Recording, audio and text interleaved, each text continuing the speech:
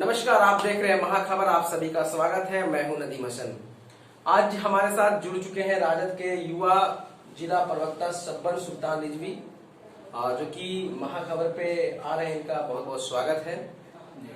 बहुत बहुत धन्यवाद सर, जो आपने हमें बोलने का अवसर दिया अपने स्टूडियो में। सबसे बड़ा सवाल सर कि आप युवा हैं और नौजवान हैं बिल्कुल, और अभी से आप जो है राजद का हाथ संभाल, मतलब राजद का जो है वो तख्ता अपने ऊपर लेने जा रहे हैं अपने क्षेत्र के लिए, और जिला प्रवक्ता बनाया गया है। सबसे पहले मेरा आपसे सवाल है कि आप राजनीति में क्यों आना चाहते हैं?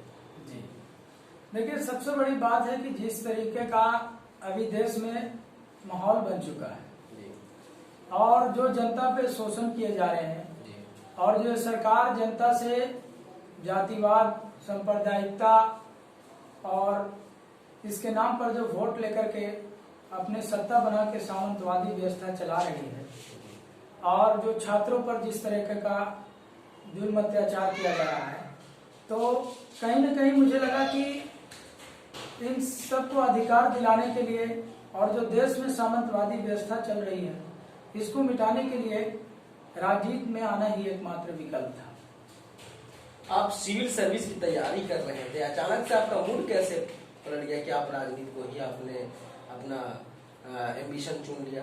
जी देखिए, सबसे बड़ी बात है कि बिहार में भी सिविल सर्विसेज के एग्जाम होते हैं। पिछले वर्ष में इसी सामंतवादी सरकार के अधीन में एक बीपीएससी का एग्जाम लिया गया। बीपीएससी में सिविल सर्वेंट के स्टूडेंट चुने जाते हैं, और उसमें यह देखा गया कि यही डबल इंजन की सरकार के अधीन में 24 लाख रुपया ले लेकर बीपीएससी का एग्जाम लिया जा रहा था।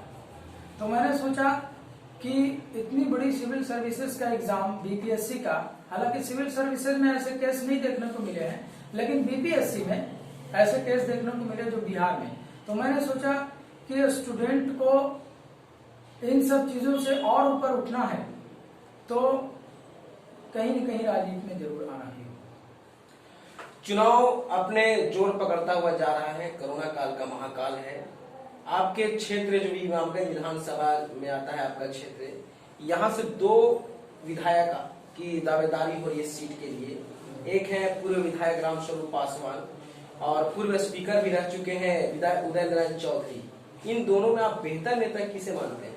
देखिए, इसमें बिल्कुल मैं स्पष्ट कर देना चाहता हूं कि मैं राजद की विचारधारा से प्रभावित होकर इसमें जुड़ा हूं, और राजद की जो विचारधारा है उसमें स्पष्ट तौर पे यह कहना चाहूंगा कि जो भी कार्यकर्ता पार्टी के हैं, उनका बस कार्य है कि कोई भी हमारे प्रदेश कार्यालय से माननीय तेजस्वी यादव जी की तरफ से कोई भी टिकट लेकर हमारे क्षेत्र में आता है, और देखिए, हम आपके कहने से तो चुनने से कोई उम्मीदवार घोषित नहीं हो सकता है। ये तो जनता निर्णय करेगी, और जनता जिसको अच्छा उचित समझे उसको जिता करके भेजेगी, और प्रदेश कार्यालय से जिसको भी माननीय तेजस्वी यादव जी भेजेंगे, हम लोग उनका तहे दिल से स्वागत करते हैं। अब चाहे हमारे उदय नारायण चौधरी जी हो या आपके रामस्वरूप पासवान जी, मैं कोई भी आए हमारे क्षेत्र में, उनका मैं तहे दिल से स्वागत करता हूं। हम सभी राजद कार्यकर्ता उनको जिता करके, और यहाँ की जनता निर्णय जिस तरह से देगी उस तरह से हम लोग जिता करके उनको भेजेंगे। अच्छा, दोनों ही विधायक जो हैं अपने अपने क्षेत्र में यहाँ से अपना जो उम्मीदवार बनाया गया था, यहाँ से जीत भी चुके हैं। उन दोनों को अगर कंपैरिजन किया जाए तो आपके क्षेत्र में काम हुआ है उनके नेतृत्व में? जी देखिए, जिस तरीके का काम हुआ है और नहीं हुआ है, इसका तो जनता चुनाव में ही निर्णय कर देती है। इसमें हम आपके कहने से क्या होगा, ये तो जब वो चुनाव मैदान में आएंगे, उनके पिछले कार्य को देखते हुए उन्होंने जनता के साथ किस तरह से व्यवहार किया, किस तरह से समाज में कार्य किया, इसको देखते हुए जनता खुद चुनाव में निर्णय लेगी। ये सब कहने की बात नहीं। इस बार का चुनाव 15 साल बनाम 15 साल देखा जा रहा है, ऐसे में आपका क्या राय है? देखिए, ये सब 15 साल बनाम 15 साल, ये सब एक जुमला बनाया गया है। हालांकि सबसे बड़ी बात है कि नीतीश की जो डबल इंजन की सरकार है, ये तो बाद में जाकर के भाजपा से मिलकर के और इसने सरकार बना लिया। हालांकि आप अभी भी देखें तो हमारे राजद के 80 विधायक अभी भी मौजूद हैं, जीत करके बहुमत के साथ हैं विधानसभा, बिहार विधानसभा में। और ये देखें कि ये 15 साल, इसका कोई कंपैरिजन नहीं किया जा सकता। हम लोगों ने, हमारे राजद के जो कार्यकर्ता हैं इसमें भी काम कर चुके हैं, और नीतीश कुमार ने जो सत्ता बनाया है उसकी वजह राजद कार्यकर्ता की है। लेकिन हमारे लालू प्रसाद यादव की जो विचारधारा थी उस अनुसार ये सरकार नहीं चल पा रही थी। इसके कारण श्री लालू प्रसाद यादव जी ने इनसे अलग होकर के और साथ छुड़ा लिया और इनको अकेला छोड़ दिया। ये डबल इंजन की सरकार, ये तो कभी इधर पलटती है कभी उधर पलटती है, इसका तो कार्य ही है।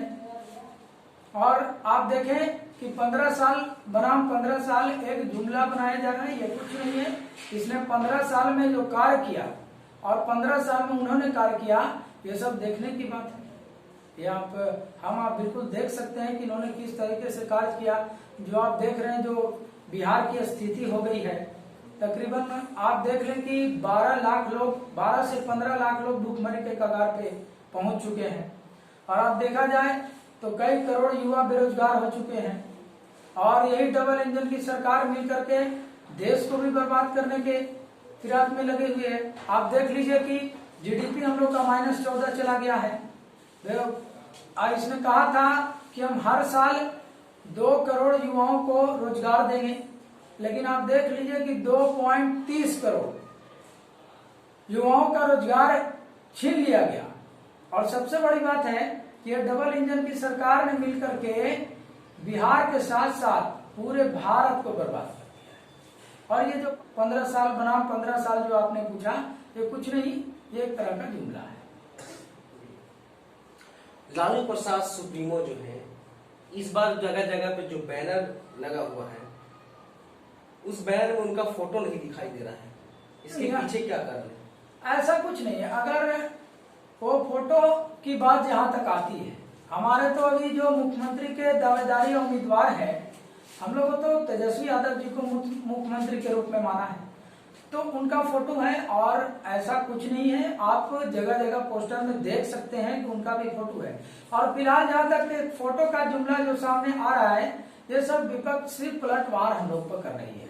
आप देख लीजिए कि अगर फोटो ही लाना है तो बीजेपी के साथ मुरली मनोहर जी का फोटो लाए, लाल कृष्ण आडवाणी जी का फोटो लाए, राम मंदिर का भी फोटो उसमें दिखाए। ये सब क्यों नहीं दिखा रहा है? उसको भी तो चाहिए। अगर फोटो पर विचार किया जाए तो राजद कार्यकर्ता में छोटे से लेकर बड़े कार्यकर्ता तक सारे महत्वपूर्ण हैं, सबका फोटो जरूरी। लेकिन हम लोगों के माननीय नेता प्रतिपक्ष मुख्यमंत्री के दावेदार श्री तेजस्वी यादव जी हैं, इसलिए उनको दावेदारी के साथ लाया जा रहा है। और आप देख लीजिए कि श्री लालू प्रसाद यादव जी को अभी विपक्षों ने उनको चारा घोटाला के नाम पर जेल में भेज दिया है। उन लोगों के शासन काल में उनको जानबूझकर यह जेल में भेज दिया गया। अब आप देख लीजिए कि 2500 हजार का घोटाला तकरीबन हुआ है। टोटल 1-2 घोटाला नहीं, अरे चारा घोटाला की आप बात करते हैं तो उसका भी कोई एविडेंस प्रूफ नहीं, आप देख सकते हैं। ये तो सरकार बहुमत में आई और लालू प्रसाद यादव ने जब इनकी बात को नहीं माना, जिस तरीके का ये सरकार जनता पे चलाना चाह रहे थे, लालू प्रसाद यादव जी के विचारधारा से नहीं चलना चाह रहे थे, तो लालू प्रसाद यादव जी ने साथ छोड़ा लिया और ये विपक्षी दलों ने मिल करके उनको जेल में भेज दिया। आप देख लीजिए कि सृजन घोटाला 1200 रुपए का घोटाला, 1200 करोड़ का घोटाला। अब आप देख लीजिए कि हमारा जो लालू प्रसाद यादव जी के घोटाले का जो आरोप आता है, बिल्कुल मात्र 46 करोड़ रुपया, उसका भी कोई नेता लोगों ने जो इनको जानबूझकर इस तरह से कार्य किया। और आप देख लीजिए कि 1200 करोड़ का सृजन घोटाला, और एक ही घोटाला नहीं, तकरीबन 58 तरह के घोटाले इस सरकार ने किए हैं। जी। अच्छा, ये 2020 का जो बिहार विधानसभा का चुनाव है, आप युवा प्रवक्ता आपको बनाया गया है, इस चुनाव में आपकी भूमिका क्या रहेगी? देखिए, जिस तरह से प्रदेश कार्यालय से हम लोगों को आदेश आएगा, और मैंने आपको पहले ही स्पष्ट कर दिया कि राजद कार्यकर्ता में कोई छोटा या बड़ा नहीं होता। राजद की विचारधारा 3 है धर्मनिरपेक्षता, समाजवादी तथा प्रगतिवाद। ये 3 विचारधारा से हम लोग चलते हैं और जनता ने हम लोगों को समर्थन दिया है, जो पूर्ण रूप से लालू प्रसाद यादव जी ने सरकार बनाया और इस बार भी सरकार लालू प्रसाद यादव की ही है। आप देख लीजिए कि 80 विधायक आज भी हमारे मौजूद हैं, ये मैंने आपको पहले ही स्पष्ट किया। और फिर से हम लोगों को जनता इसी तरह से कार्य करेगी और हम लोगों को जो भी प्रदेश कार्यालय से कार्य मिलेगा, हम लोग अंततः इसको प्रयास करके माननीय तेजस्वी यादव जी को मुख्यमंत्री बना करके और हम लोग बिहार को सशक्त, प्रभावशाली और प्रगतिवाद बिहार बनाएंगे। कोरोना काल में कोई आपकी भूमिका रही, जो भूमिका होना चाहिए प्रवक्ता के तौर पे? देखिए, मैं तो तकरीबन राजद परिवार को, मेरे परिवार, समाज और पूरा बिहार जानता है। पूरे बिहार के लोग ही राजद परिवार के साथ रहे हैं। नहीं, मेरा कहने का मतलब कि कोरोना में जो महामारी चल रहा था, उसमें लोगों के बीच में आपकी क्या भूमिका रही? कहने का मतलब मेरा ये है। जी बिल्कुल, देखिए, मैंने जब कोरोना काल आया तो हर संभव जिस तरह से सरकार ने जो कोरोना के नाम पर जिस तरह से खेल खेला गया, तो कहीं न कहीं हम लोगों ने उस अनुसार लोगों को जागरूक करने का प्रयास किया कि अपने लॉकडाउन के प्रति, ऐसे तो घर से बाहर निकलने का आदेश नहीं था, फिर भी हम लोगों ने नेट और सोशल मीडिया के माध्यम से सभी कार्यकर्ताओं को और सभी समाज के लोगों को हम लोगों ने समय समय पर सुझाव देता रहा कि आप लोग इस लॉकडाउन के दौरान अपने घर में रहें और सुरक्षा का पालन करें। और जहां तक कोरोना की बात है, आप देख लीजिए कि कोरोना के नाम पर किस तरह से खेला खेला गया है। तकरीबन कोरोना के नाम पर यह वर्ल्ड स्कीम चलाया गया और इसी के शिकार ये बीजेपी ने भी ये जानबूझकर स्कीम चलाया और 21 दिन का लॉकडाउन करके इसने भारत की अर्थव्यवस्था को पूरी तरह से गिरा दिया। और अभी देखिए, चुनाव का जब समय आया है तो जानबूझ करके लॉकडाउन को खोल दिया गया है। इसलिए जबकि हमारे नेता प्रतिपक्ष माननीय तेजस्वी यादव जी बार बार कहते रहे, राजद के सभी कार्यकर्ता, वरिष्ठ कार्यकर्तागण ये बात को कहते रहे कि अभी कोरोना काल है। जब कोरोना काल है तो भाई परहेज तो करना होगा, सुरक्षा तो चाहिए। इसको लेकर के हमेशा विपक्ष ने ये बात कहा, लेकिन जब चुनाव का समय आया तो इसने सब कुछ को खोल दिया। अब कोरोना नहीं बढ़ रहा है, पहले कोरोना बढ़ रहा था और अभी कोरोना नहीं बढ़ रहा है, लेकिन इलेक्शन इनको करवाना था और इसने जितना अफसरशाही व्यवस्था है, सामंतवादी व्यवस्था, इस सब को हैक करके और ये चुनाव करवाना चाहते हैं। लेकिन जनता जागरूक है, वो जानती है कि किसको वोट देना है और किस तरह का योग सरकार को लाना है। वो जनता इसका निर्णय करेगी और हम लोग पूरी उम्मीद के साथ हैं कि जनता का समर्थन रहा तो बिल्कुल हम लोग निश्चित तौर से राजद की सरकार लाएंगे।